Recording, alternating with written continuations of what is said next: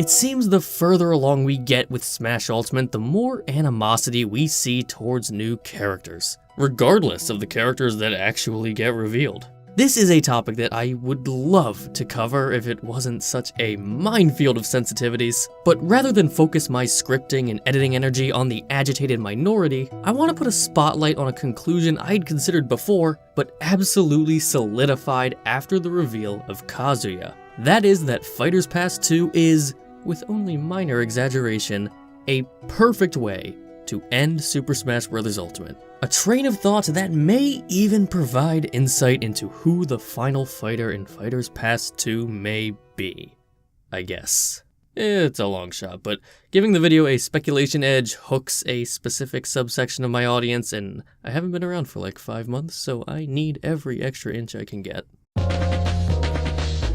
So, generally speaking, I think it's fair to say Fighters Pass 2, pretty neat. Compared to Fighters Pass 1, they're grabbing even more popular characters from even bigger games. There's definitely more variety in the characters in terms of what games they're coming from compared to Fighters Pass 1, and I just like all of these games. All 5 games represented in Fighters Pass 2 are games I love, and I will always appreciate the privilege that comes from having similar taste in games to Sakurai, even if he reportedly did not select these characters. Big ol' coincidence, I guess. Really, if you look at this pass so far, and you don't see a single character from a game you resonate with, well, good news is you got a bunch of fantastic games to catch up on. But I wouldn't make this video just to say that's a popular character, that game sold a lot, that game is really good. Why do I think that Fighters Pass Volume 2 is the perfect conclusion for the game that has been called the biggest crossover in video game history? Dare I say, the biggest crossover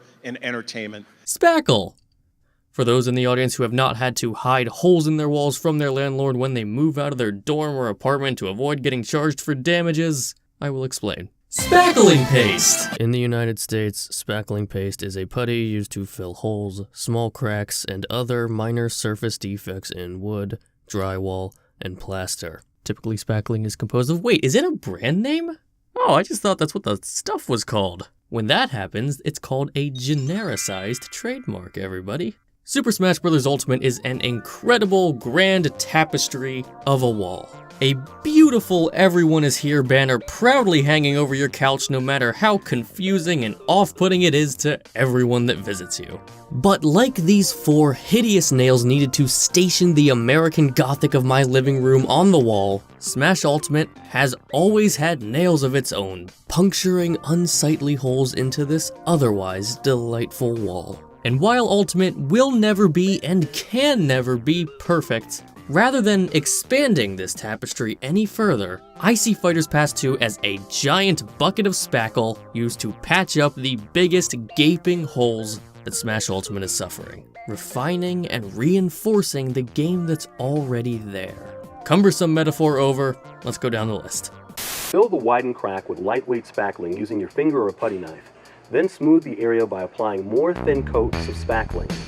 One thing that puts Smash Bros. On a pedestal above all other crossover games is that it doesn't just emphasize the characters crossing over. Because video games are not just characters. They are locations, stories, mechanics, music, aesthetics, and Smash doesn't leave any of that behind. That's why these aren't just DLC fighters. They're DLC packs with stages, remixes, spirit fights, etc. But what was the one series that got a character, but was pretty severely lacking in all that other stuff? A quick good evening to all the contrarians writing Rob in the comments right now. Final Fantasy VII. Basically no spirits, a stage that's just battlefield with stage hazards. Only 2 pieces of music for one of the most celebrated OSTs of all time. By far no other series was this starved for content in Smash Bros. Of course, one ruined pair of overalls later, and Sephiroth gave us the celebration that the most important JRPG of all time deserves. Sand the patch and apply a second coat. Let it dry, and then sand again. The original value proposition of Smash to most people was the chance to see a crossover between your favorite Nintendo characters, new and old. And Smash has never lost sight of that part of its identity. every Smash game has been ready and willing to welcome the newest members of the Nintendo family to the dinner table. But before the advent of DLC, new Nintendo characters usually had to wait an entire console generation for a new Smash game to be made before they could be included. But with the very real possibility that Smash Ultimate will be the final Smash game for a very long time, and maybe the final Smash game of its kind, there was a very big fear that modern-era Nintendo characters would miss their window to get an invitation due to being late or due to just poor timing. For smaller repair jobs, you might want to get a drywall patch kit like this. It has everything you need to get the job done. One of the most celebrated success stories of the Switch era, and one of their most successful new IP whose biggest character isn't an udder, got that spot at the table they so rightly deserved. ARMS, Fire Emblem Three Houses, and Xenoblade 2 were easily the most important Switch games Ultimate was at risk of missing in terms of character representation. I'd seriously think it would have eaten away at me if I had to stare at Ultimate for years and years and years without these games getting their chance on the roster. Although I won't lie, I kinda feel like we need Astral Chain Hero before the Nintendo side of things will be completely taken care of, but I won't be too greedy. You know, Isaac and Ray need friends too at the unfairly passed up IP kiddie table. Oh, maybe Ring Fit Trainer too, since that game is stupid popular. If Ring Fit Adventure came out in 2017, it absolutely would be on the Smash roster by now.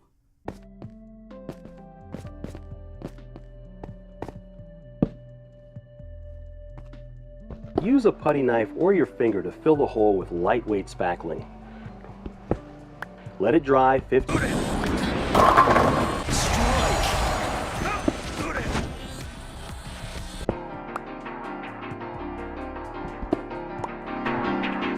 And finally, we have the two characters who are arguably the biggest inclusions in Fighters Pass 2 when looking purely at sales. But success is not patching up any holes on this wall. This one is a bit more on the development side of things. We know Sakurai has had a Tekken character on his mind for years, and we have since learned that Steve was also something they had been interested in implementing for years. Now, I am certain these are not the only characters that they have wanted to do for years and just haven't had the chance, but these are two of the biggest that we know about. Again, it's not the popularity itself that makes these two feel like they complete Smash Brothers, but the knowledge we have that such important inclusions were almost missed because of struggles behind the scenes stalling their ability to include them.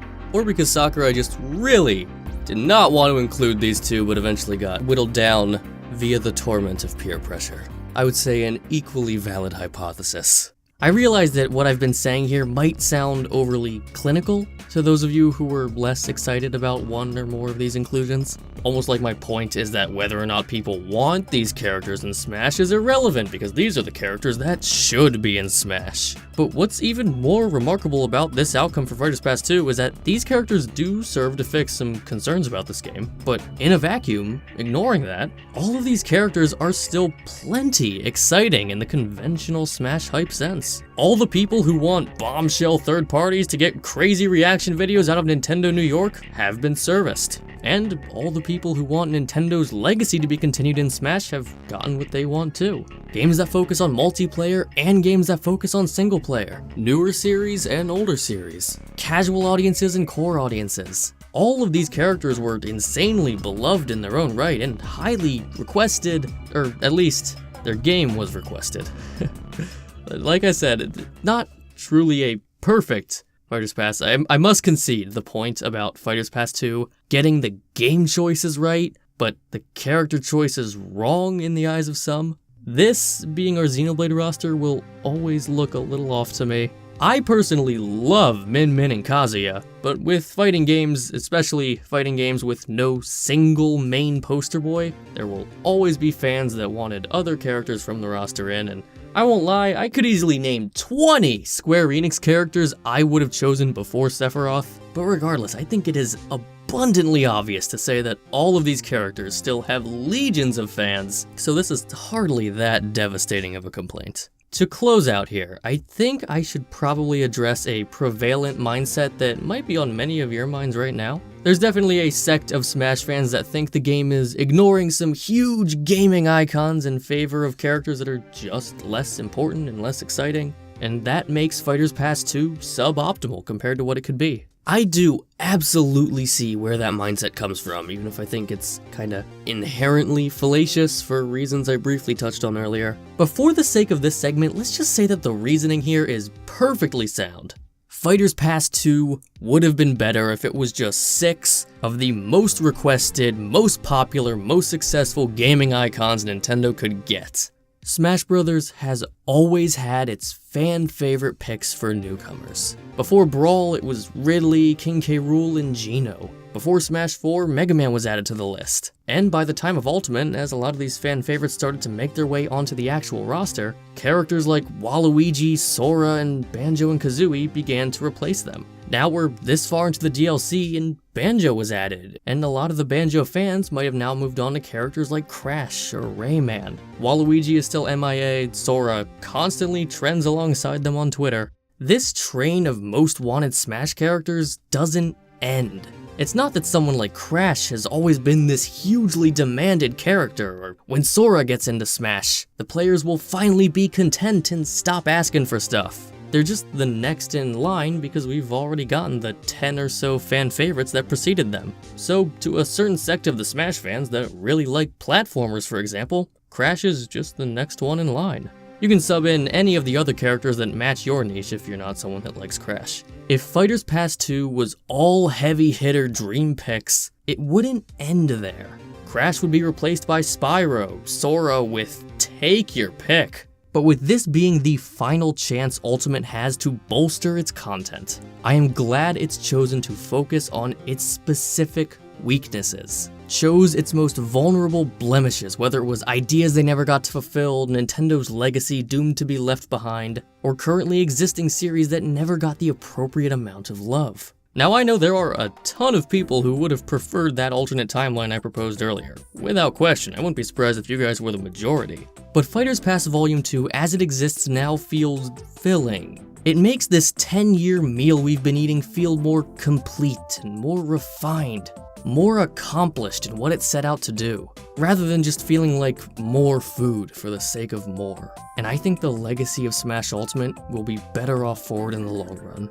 I'm sure this Spackle thesis wasn't exactly what the Smash team was thinking when constructing this Fighters Pass, but ever since Sephiroth, I haven't been able to get the idea out of my head, so thanks for letting me share it with you all. Thinking about things in this light, who is the final DLC character? Another new Nintendo character who can't afford to miss the boat like a new Pokemon. Another character we know they considered including but didn't get around to like Dixie Kong. Someone fans have been clamoring for years like Geno or Waluigi. I do genuinely think that it's likely that the final character will continue to follow this general mold. And since my track record with predicting Fighters Pass 2 has been terrible so far, the final character will, without question, in no way follow this pattern.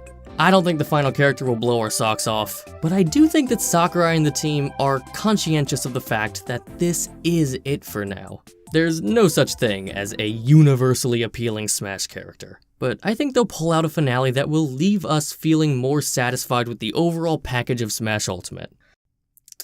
Well, I'll be satisfied at least. I can't pretend like the established precedent on the internet supports the idea that everyone will be satisfied with it, but I still will be. Try to make me unsatisfied with the final character. Here's my address. Come over here and try.